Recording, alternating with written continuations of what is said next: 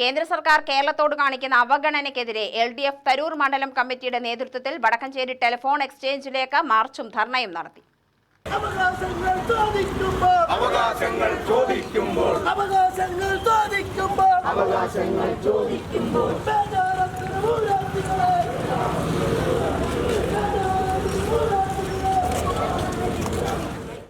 വടക്കഞ്ചേരി മന്നം മൈതാനിയിൽ നിന്നും പ്രകടനമായി ആരംഭിച്ച പ്രതിഷേധ റാലിയിൽ നൂറുകണക്കിന് പ്രവർത്തകർ പങ്കെടുത്തു.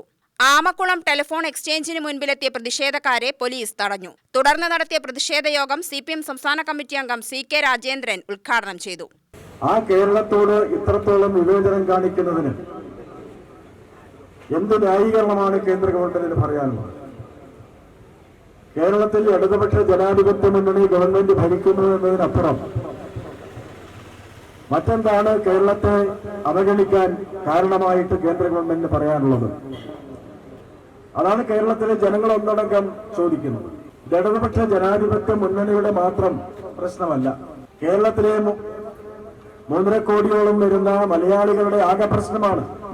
ഇവിടെ നടക്കുന്ന വികസന പ്രവർത്തനങ്ങൾ, ക്ഷേമ പ്രവർത്തനങ്ങൾ, ഇവിടെ നാം നടത്തിക്കൊണ്ടിരിക്കുന്ന ജനോപകാരപ്രദമായ പരിപാടികൾ, ഇതെല്ലാം കേരളത്തിലെ എല്ലാ വിഭാഗം ജനങ്ങൾക്കും വേണ്ടിയാണ്.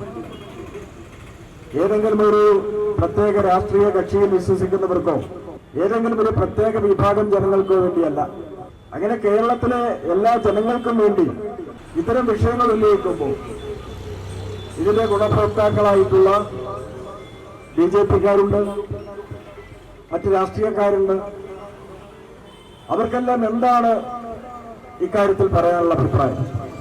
വാസുദേവൻ തെന്നിരാപുരം അധ്യക്ഷനായി.